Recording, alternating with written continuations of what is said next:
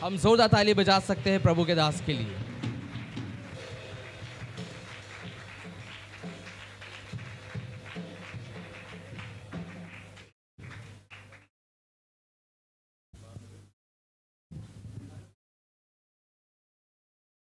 तो ये समय रहेगा, हम आगे का समय उनको देना चाहेंगे कि वो परमेश्वर के वचन से हमसे बात करें।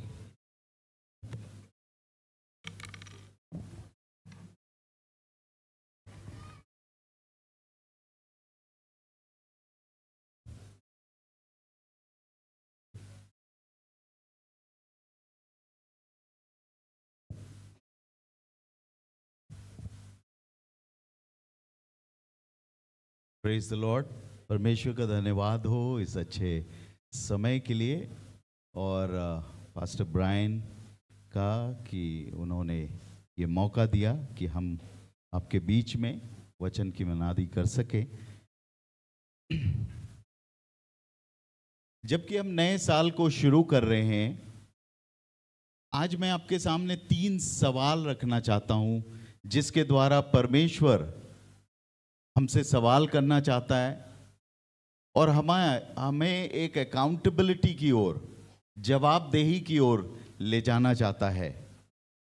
तो सबसे पहला सवाल है जो परमेश्वर ने आदम से पूछा था, और परमेश्वर ने आदम से कहा था, वेयर आर यू, तू कहां है? और यही सवाल परमेश्वर आज आपसे और मेरे से पूछना चाहता है, बल्कि ये साल भर परमेश्वर हमसे पूछना चाहते हैं कि तू कहां है, तू कहां खड़ा है, वेयर आर यू। क्या परमेश्वर को पता नहीं था कि आदम कहां खड़ा है? जब परमेश्वर को पता था तो परमेश्वर ने क्यों पूछा? परमेश्वर जब हमसे जवाबदेही नियुक्त करना चाहता है तो हमसे सवाल पूछता है। उत्पत्ति 3 अध्याय और 9वीं आयत में वहां पर हम देखते हैं, क्योंकि कई बार जब हम सही जगह पर नहीं होते हैं, कई बार जब हम उस स्थान पे नहीं होते हैं जो परमेश्वर ने हमारे लिए ठहराया है, तो हम क्या हो जाता है, हम गलत जगह पर चले जाते हैं। रोज तो आदम क्या करता था, परमेश्वर से मुलाकात करता था, लेकिन आज क्या हो गया है? पढ़ दें इस पद को, उत्पत्ति 3 अध्याय और उसकी 9वीं आयत। उत्पत्ति 3 अध्याय 9वीं आयत। तब यहोवा परमेश्वर ने पुकार कर आदम से पूछा, तू कहां है? जब रोज परमेश्वर उससे मुलाकात करने आते थे और जब उसको आवाज देते थे तो आदम तुरंत दौड़ा चला आता था, हवा भी आ जाती थी और दोनों परमेश्वर के साथ संगति करते थे, मुलाकात करते थे, बातचीत करते थे, शेयर करते थे। लेकिन आज सडनली क्या हो गया है, परमेश्वर की आवाज को सुनकर आदम डर गया है और छुप गया है।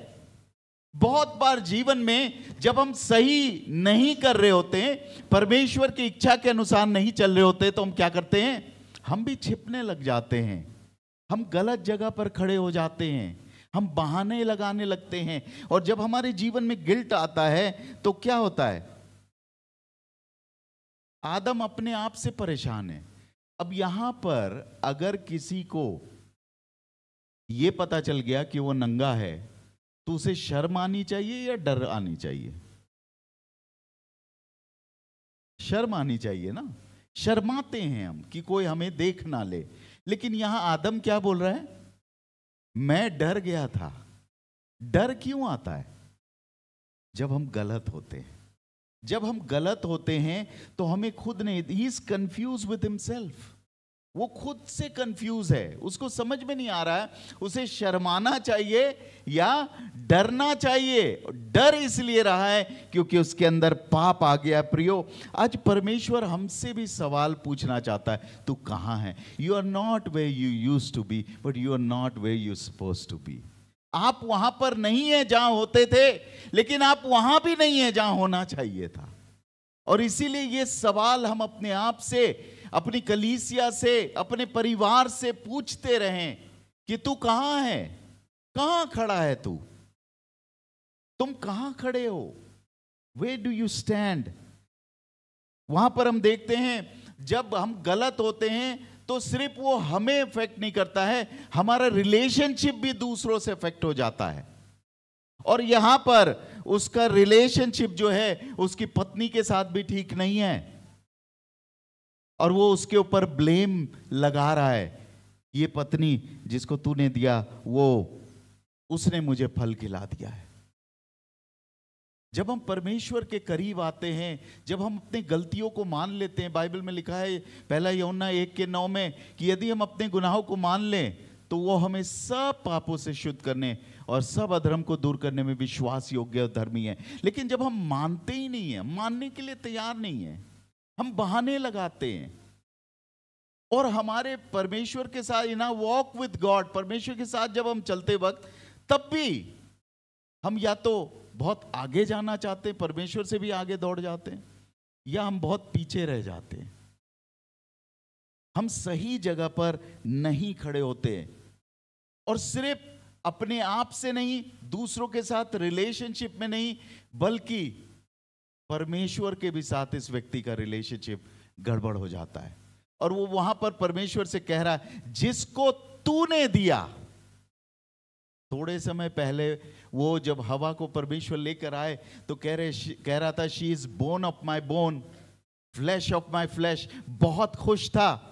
लेकिन अब यहां पर प्रॉब्लम हो गया, तो किसको ब्लेम कर रहा है? शादी में अक्सर ऐसे ही होता है। आजकल शादी क्या हो रहा है, परमेश्वर की मर्जी से नहीं करना है, it's a profit making industry. तो लोग ये देखते फायदा क्या है।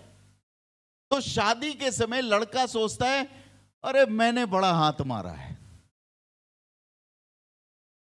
और लड़की सोचती है मैंने बड़ा हाथ मारा, बड़ा आईएएस ऑफिसर है ये वो तो शादी के बाद पता चलता है कि शैतान ने बड़ा हाथ मारा है क्योंकि आपने परमेश्वर से नहीं पूछा, आपने क्या देखा कि क्या इस शादी के द्वारा मुझे फायदा होगा। और जब प्रॉब्लम आता है तो फिर हम परमेश्वर को ब्लेम करते हैं, आप ही ने तो बनाया, ये आप ही ने दिया, पता नहीं परमेश्वर ने शादी क्यों बना दी। तो बहुत बार प्रियो, हमारा सोच, हमारा स्टैंडिंग परमेश्वर में गलत होता है, हम गलत जगह खड़े होते हैं। शैतान परमेश्वर की उपस्थिति में रहता था, लूसीफर, लेकिन बना क्या? शैतान। लूत परमेश्वर के दोस्त, विश्वासियों के पिता अब्राहम के साथ साथ चल रहा था, लेकिन बना क्या? एक पाप में डूब जाने वाला व्यक्ति। गेहजी प्रभु के दास एलीशा के साथ रहता था, बना क्या? इसीलिए आज परमेश्वर सवाल आपसे पूछना चाहता है, तू कहां है? Where are you? कई लोग सोचते हैं केवल परमेश्वर की उपस्थिति में मेरे आने से सब कुछ ठीक हो जाएगा। नहीं, अपने मनों को जांचें, अपने दिलों को जांचें, अपने मोटिव्स को देखें, हम कहां खड़े हैं। क्या हम परमेश्वर के साथ, क्या हम परमेश्वर के दास के साथ उसी दर्शन में खड़े हैं? क्या उसी बात में चल रहे हैं, या हम कहीं और है? एलीशा उसको तैयार कर रहा था कि वो अगला प्रॉफिट बनेगा, और गेहजी अपने को तैयार कर रहा था कुछ और बनाने के लिए। तो पादरी साहब मेहनत कर रहे हैं, आपको वचन पढ़ने के लिए इनकरेज कर रहे हैं, लेकिन अगर आप सही जगह नहीं खड़े हैं तो क्या है? और उसने सोचा कि बहुत फायदे वाली चीज हो गई है, मेरे को इतना सारा सोना चांदी कपड़ा मिला है। लेकिन शैतान ऐसे लोगों को एक ऑफर देता है, बाय 1 गेट 1 फ्री। सोने चांदी के साथ उसे क्या दे दिया? कोढ़ की बीमारी। वो बाद में पता चला फ्री क्या था। तो प्रियो, हम जब प्रभु के साथ चल रहे हैं, प्रभु की उपस्थिति में जा रहे हैं, तो ध्यान रखें कि हमारा मोटिव, हमारा इरादा, हमारी सोच मुझे कहां ले जा रही है। यहूदा, 12 चेलों के नाम अभी बोले, यहूदा उन्हीं 12 में से एक था। सोचिए, हजारों साल के बाद यीशु मसीह दुनिया में आए, केवल 12 लोगों को चुना।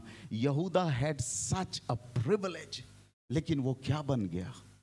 उसके साथ खाया, उसने मिरेकल को देखा, उसने प्रभु के पहाड़ी उपदेश को सुना, उसने प्रभु को मुर्दों को जिंदा करते हुए देखा, उसने परमेश्वर को सब कुछ करते हुए देखा, लेकिन वो अपने इरादों में अटल था। वो परमेश्वर के इरादों में खड़ा नहीं होना चाहता था, और इसीलिए रीजन क्या हो गया, परमेश्वर के साथ रहते हुए भी निराश होकर धोखेबाजी करके अपने जीवन को खत्म कर लिया। प्रियो, बहुत जरूरी है हम अगर प्रभु के साथ हैं तो प्रभु के साथ ही रहें, अपने इरादे से, अपनी सोच। आपको याद होगा जब यीशु मसीह को वो महिला आई थी इत्र डालने के लिए उसके पैरों पर, तो यहूदा की सोच कुछ और थी। In the presence of God, परमेश्वर की उपस्थिति में शांत रहना सीखिए, प्रभु की सुनिए। पतरस एक बार बहुत बोलने लगा तो पिता ने स्वर्ग से बोला, ये मेरा प्रिय पुत्र है, इसकी सुनो। तो हम भी कई बार क्या हो रहे हैं, परमेश्वर के वचन को सुन रहे हैं,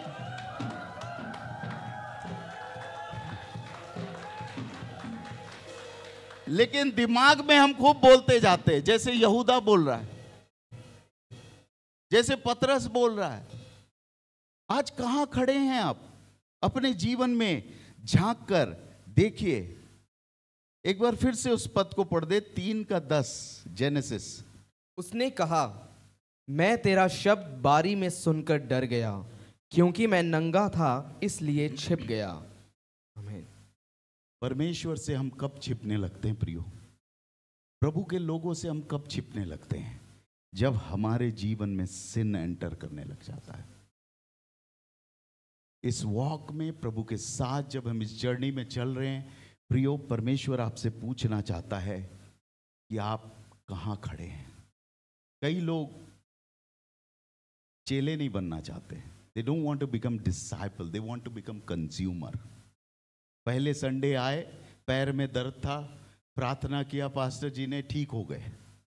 तो दूसरे संडे आकर यहां पर गवाही दी, लेकिन गवाही के साथ साथ ये बोल दिया कि पास्टर जी अब सिर में दर्द है, इसके लिए दुआ कर दीजिए। फिर पास्टर जी ने दुआ किया, सिर दर्द ठीक हो गया, अब बेटे की शादी के लिए दुआ कर दीजिएगा। बेटे की शादी हो गई, उसकी नौकरी के लिए दुआ कर दीजिएगा। We are not consumers, we are disciples. हम यीशु मसीह के चेले हैं, हम उपभोक्ता नहीं हैं कि प्रभु से सिर्फ पाते रहें और डेड सी बनकर रह जाएं। जब सिर्फ आता है ना और जाता नहीं है तो क्या हो जाता है, हम डेड सी बन जाते हैं। हमें परमेश्वर ने तैयार किया है कि जो हमें मिलता है वो हम दूसरों तक पहुंचाएं।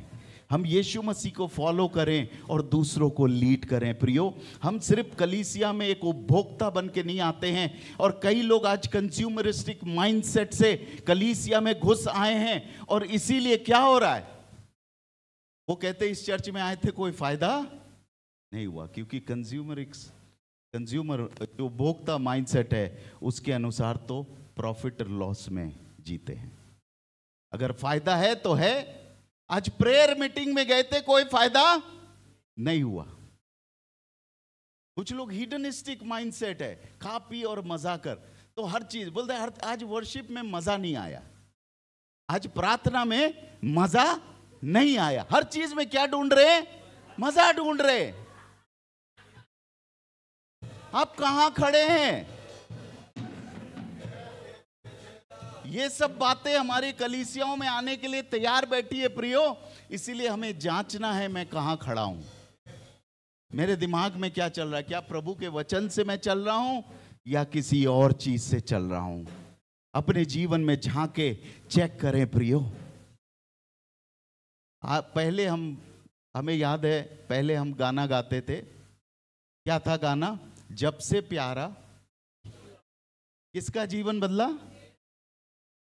अभी का गाना क्या है? हालात बदल जाते हैं यीशु तेरे आने से। मैं बदलू ना बदलू, मैं तो यीशु मसीह के पास इसलिए आना चाहता हूं कि मेरे हालात बदल जाए।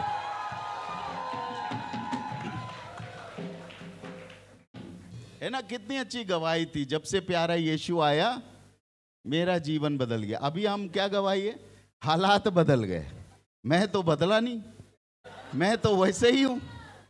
तो प्रियो हम सोचे, झांके अपने जीवन में। आइए एक पद को पढ़ेंगे, व्यवस्था विवरण पहला अध्याय और 7वीं आयत। व्यवस्था विवरण पहला अध्याय 7वीं आयत। इसलिए अब यहाँ से कूच करो और एमोरियों के पहाड़ी देश को, और क्या अराबा में, क्या पहाड़ों में, क्या नीचे के देश में, क्या दक्षिण देश में, क्या समुद्र के किनारे जितने लोग एमोरियों के पास रहते हैं उनके देश को, अर्थात लबानोन पर्वत तक और परात नामक महानद तक रहने वाले कनानियों के देश को भी चले जाओ। आमीन। यहाँ परमेश्वर इस्राएलियों से कह रहा है, you have stayed long enough, तुम बहुत लंबे समय यहाँ पर ठहर गए। देखिए ये वही जगह है, ये पहाड़ वही जगह है जहाँ पर इन्होंने परमेश्वर का दर्शन पाया। ये पहाड़ वही जगह है जहाँ इन्होंने परमेश्वर का वचन पाया, परमेश्वर की व्यवस्था पाई, परमेश्वर के सामर्थ को देखा, परमेश्वर की उपस्थिति को देखा। और इस्राएली लोग इसीलिए इस जगह को छोड़ने के लिए तैयार नहीं थे। लेकिन उनको तो कहाँ जाना था? Promise land. कई बार जो हमारे सेटल डाउन मेंटालिटी है, ये हमें इस जर्नी में आगे नहीं जाने देता, हमें परमेश्वर के उस वादों को पूरा करने नहीं देता। Because we love to settle down. हम चाहते हैं कि सेटल डाउन हो जाए, बस यहाँ बहुत अच्छा है। यहीं पर पतरस भी ऐसे ही बोला था, यहाँ पर 3 टेंट बना लेते हैं। हम क्या कर रहे हैं? हम क्या कर रहे हैं? जो सेटल डाउन हुआ उसका शटर डाउन भी हो जाता है। परमेश्वर चाहता है हम आगे बढ़ें। अब्राहम के जीवन में 2 बातें थी, टेंट एंड ऑल्टर। अब्राहम हमेशा ready to move, ready to sacrifice. हर समय तैयार रहें। प्रभु जहां भेजना चाहता है, हमारे पड़ोस में, इवन हमारे वर्क प्लेस में, हमारे आसपास के लोगों के बीच में हमें जाना है।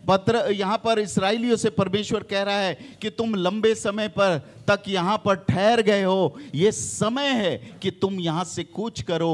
और जो बातें मैंने तुम्हारे पुरखों को दी थी, प्रतिज्ञा दी थी, वहाँ जाकर तुम उसमें occupy the land, possess the land, उस प्रतिज्ञा किए हुए देश को ले लो।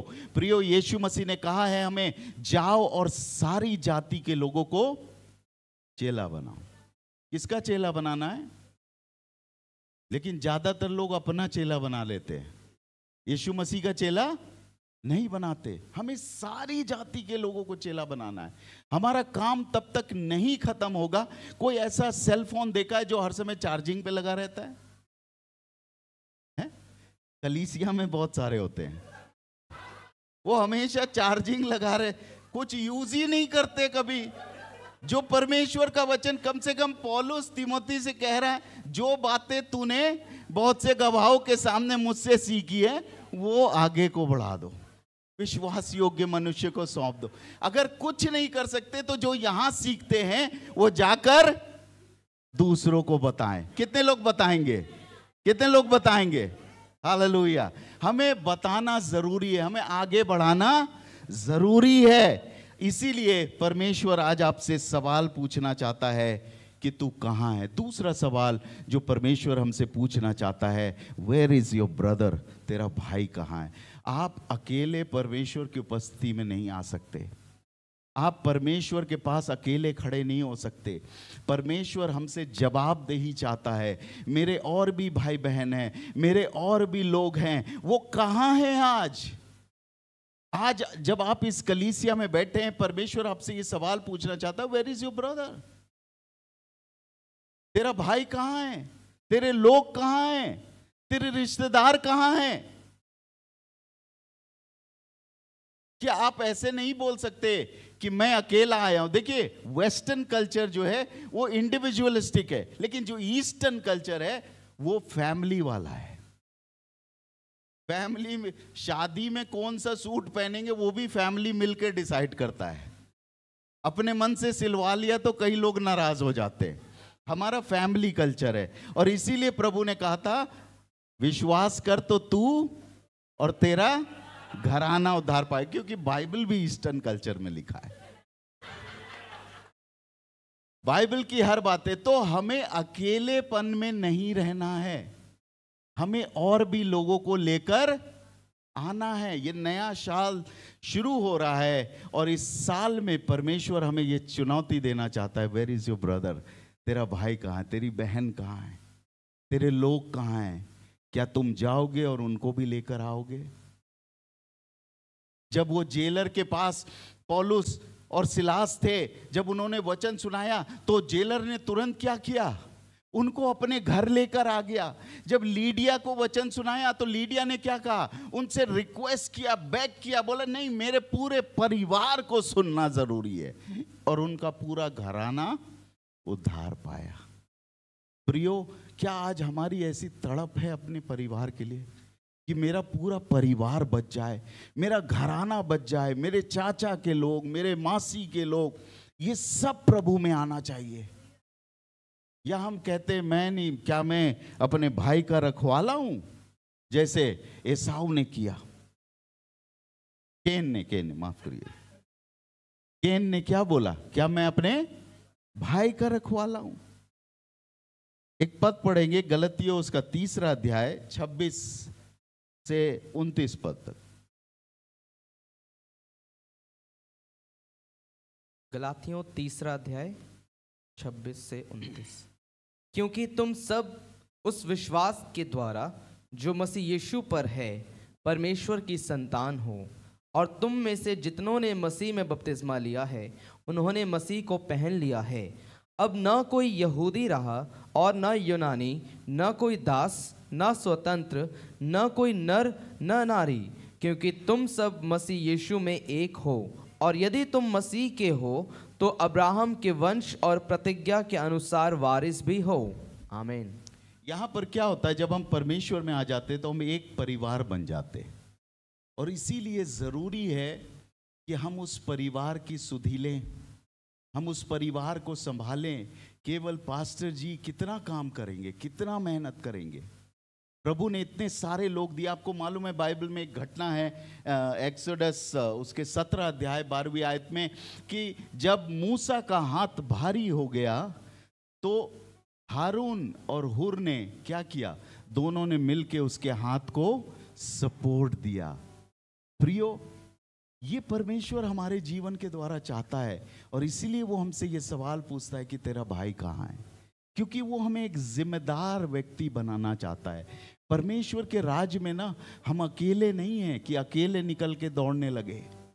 परमेश्वर के राज्य में हम एक जिम्मेदार व्यक्ति हैं, और हमें दूसरों की जिम्मेदारी को उठाना जरूरी है। जो हमारा आत्मिक परिवार है उसके लिए हम रिस्पॉन्सिबल हैं, हमें उनका ख्याल रखना है, उनके लिए प्रार्थना करना है। प्रार्थना करते वक्त मेरा घराना नहीं होना चाहिए।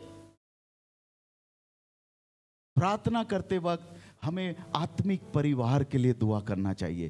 प्रार्थना करते वक्त हमें सब लोगों का बोझ उठाना चाहिए। अगर हमारे बाइबल में लिखा है कि कलीसिया एक देह के समान है, अगर किसी भी अंग में दर्द होता है तो पूरा शरीर बीमार होता है।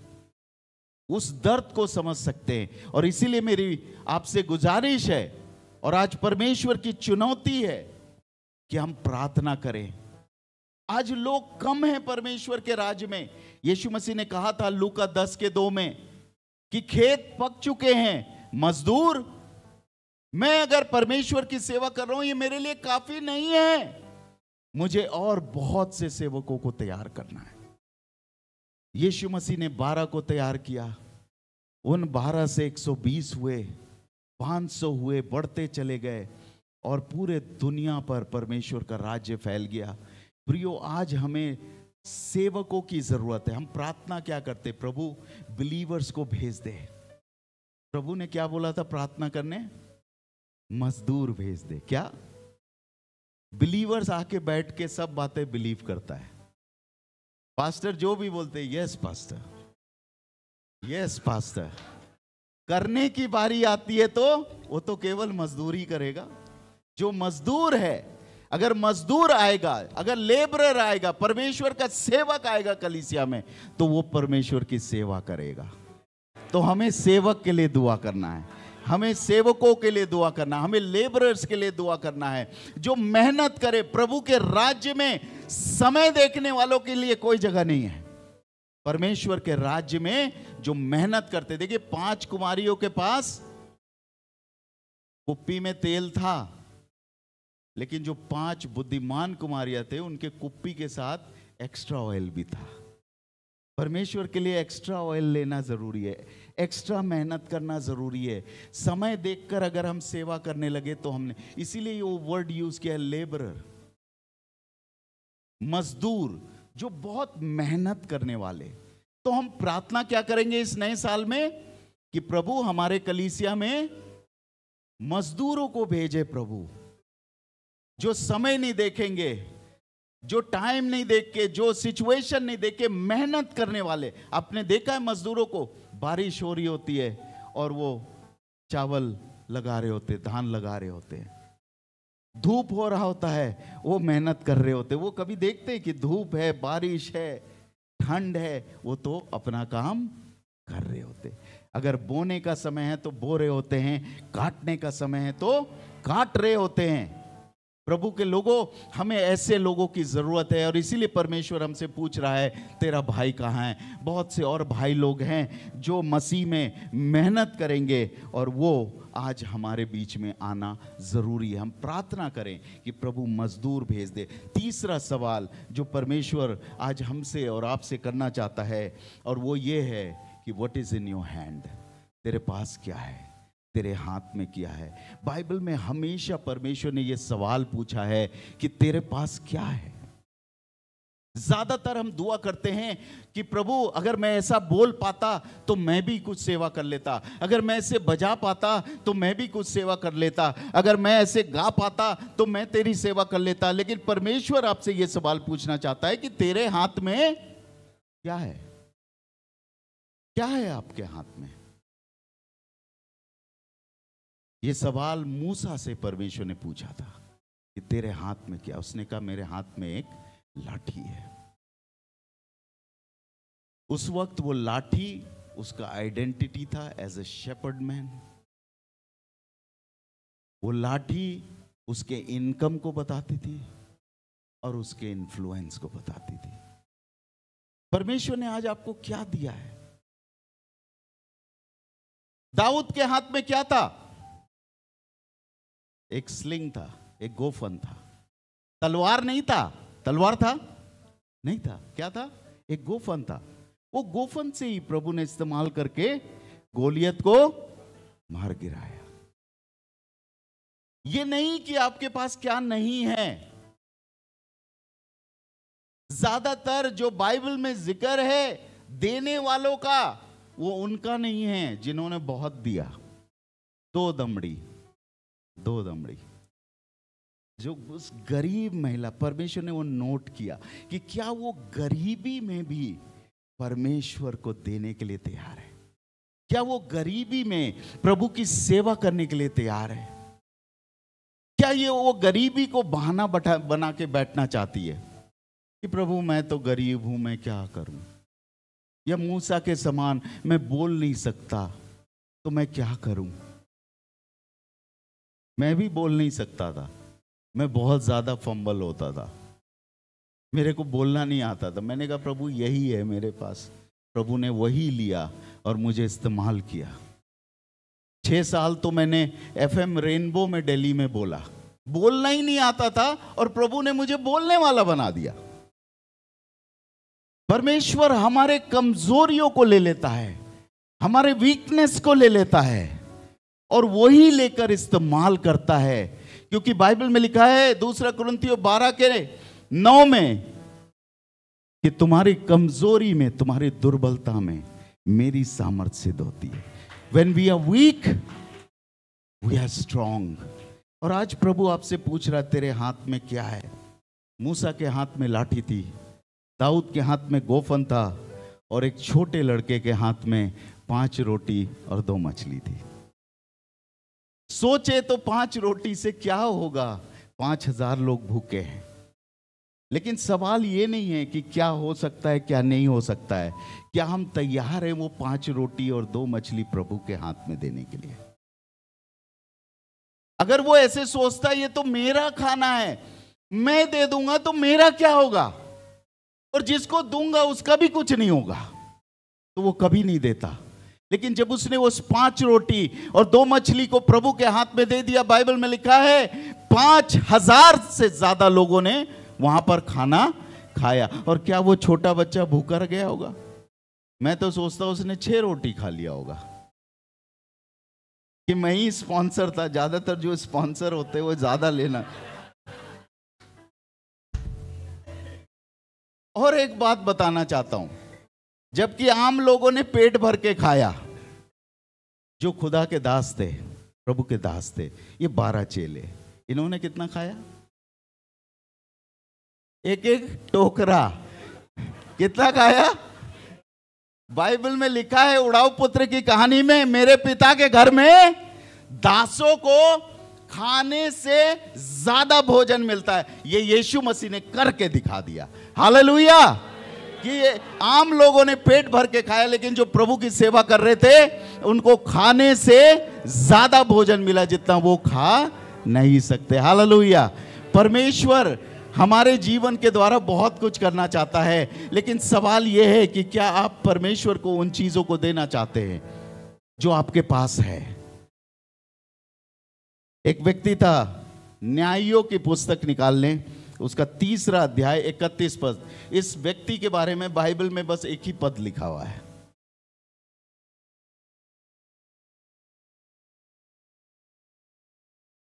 न्यायों 3रा अध्याय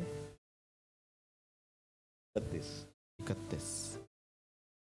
उसके बाद अनात का पुत्र शमगर हुआ, उसने 600 पलिश्ती पुरुषों को बैल के पैने से मार डाला, इस कारण वह भी इज़राइल का छुड़ाने वाला हुआ। यहां पर एक व्यक्ति है जिसका नाम शमगर है। शमगर के बारे में बाइबल में सिर्फ एक आयत लिखी हुई है, लेकिन वो बहुत पावरफुल व्यक्ति है। क्यों? क्योंकि उसने इंतजार नहीं किया अपने अनॉइंटिंग का, अपने अपॉइंटमेंट का। उसने इंतजार नहीं किया कि कोई उसको फॉर्मली बुलाकर कुछ बोलेगा तब वो लीडर बनेगा। ना उसने वेट किया कोई फॉर्मल ट्रेनिंग का, क्योंकि उसके पास एक बैल का पैना था, जो एक लंबा सा डंडा होता है और आगे भाला जैसे लोहा लगा रहता है। उसको बैल का पैना या ऑक्स गोर्ड बोलते हैं। और आप इमेजिन करिए, उसी के द्वारा उसने 600 पलिस्तियों को मार गिराया। परमेश्वर ने वही सवाल उससे भी पूछा होगा, तेरे हाथ में क्या है? उसने कहा मेरे हाथ में बैल का पैना है। और प्रभु ने कहा होगा यूज इट। अब हम आइडिया लगाने लगे, ये बैल के पैने से 600 लोगों को कैसे मारेंगे, किस ढंग से मारे दें, है ना? तो आइडिया बेकार होता है। प्रभु जो मुझे सामर्थ देता है उसमें मैं सब कुछ कर सकता हूं। आज आपके पास क्या है प्रियो, जो आप प्रभु के लिए इस्तेमाल करना चाहते हैं? आपके पास क्या है? आपके हाथ में क्या है? थोड़ा सा पैसा, थोड़ा सा टैलेंट, लेकिन ज्यादा कमिटमेंट, ये परमेश्वर हमारे जीवन से चाहता है। उस विधवा के घर में केवल थोड़ा सा तेल और थोड़ा सा मैदा था। लास्ट मील के इंतजार में थे। Last mile. आप सोचिए, ऐसा व्यक्ति प्रभु को क्या देगा जिसके पास खुद घर में लास्ट मील है? लेकिन Bible is full of example of this kind of people. ऐसे ही लोगों से भरा हुआ है बाइबल में कि जिनके पास बिल्कुल लास्ट था, थोड़ा सा था। उन्हीं लोगों ने परमेश्वर के राज्य में बहुत कुछ किया।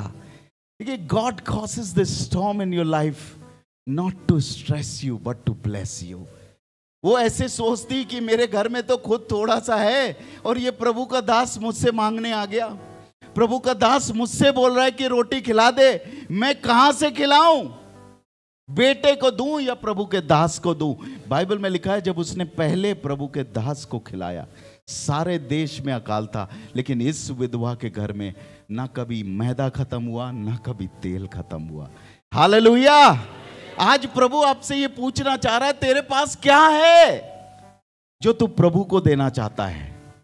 तेरे पास क्या है जो तू प्रभु के लिए इस्तेमाल करना चाहता है? या आप भी उसी लोगों में हैं जो उस कोरस को गुनगुनाते हैं, हालात बदल जाते हैं? आप सचमुच में अगर चाहते हैं कि आपके जीवन को प्रभु बदले, experience God every day in your life, transformation को अनुभव करें, तो ये व्यक्ति बने जो थोड़ा होने पर भी सब कुछ प्रभु को देने के लिए तैयार है। थोड़ा होने पर भी सब कुछ प्रभु के लिए तैयार है। दाऊद और गोलियत की कहानी एक वीकनेस की कहानी थी, एक फेलियर की कहानी थी कि उसको लड़ना नहीं आता है। लेकिन वही आज दुनिया की सबसे फेमस कहानी है। हर व्यक्ति जानता है डेविड एंड गोलियत की कहानी। क्यों? क्योंकि उसने अपने वीकनेस को आड़े नहीं आने दिया। उसने कहा, मैं इसी गोफन से प्रभु मुझे विक्ट्री देगा, इसी स्लिंग से प्रभु मुझे विक्ट्री देगा। आज प्रभु आपसे पूछना चाहता है, तेरे हाथ में क्या है? तेरे पास क्या है? क्या उस चीज से तू निराश है, परेशान है और ये सोच रहा है कि मेरे पास कुछ भी नहीं है प्रभु को देने के लिए, लेकिन मैं उस थोड़े को बहुत कुछ कर सकता हूं अगर तू प्रभु को अपने आप को कमिट करने के लिए तैयार है, अगर तू प्रभु को समर्पित करना चाहता है। इस नए साल को हमने शुरू किया है प्रियो, आज प्रभु हमसे ये सवाल पूछ रहा है, तेरे हाथ में क्या है? तू प्रभु को क्या देना चाहता है? तू प्रभु के लिए क्या करना चाहता है? शैतान हमें निराशा की ओर बढ़ा देता है और कहता है, तेरे पास तो कुछ भी नहीं है, तू प्रभु के लिए क्या कर सकता है? तू बोल भी नहीं सकता, तू गा भी नहीं सकता, तू कुछ नहीं कर सकता। लेकिन प्रभु आज आपसे ये कहना चाहता है कि तेरे पास क्या है?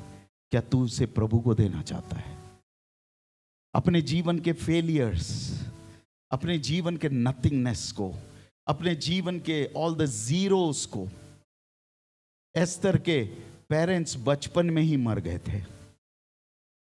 प्रभु उसके शैतान उसके जीवन में दुख को लेकर आना चाहता था कि तुम पनप ही नहीं पाओ, तुम आगे बढ़ ही नहीं पाओ।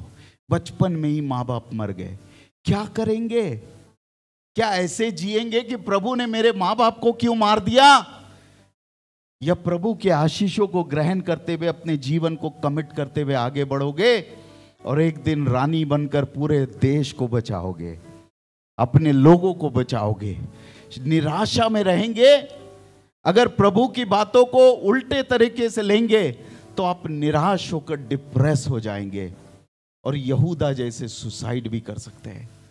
लेकिन अगर आपके पास जो नहीं है, आपके पास जो कमियां हैं, वो प्रभु के आगे समर्पित करके कहें कि प्रभु मेरे पास तो कुछ नहीं, लेकिन जो भी है मैं देता हूं, तो प्रभु हमें इस्तेमाल करेगा अपने नाम के लिए, अपने जलाल के लिए, बहुतों के जीवन को बचाने के लिए।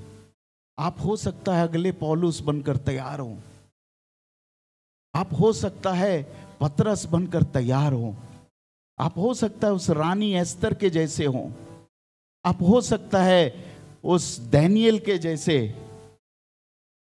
एक अधिपति बनकर परमेश्वर के लिए बहुत काम करें।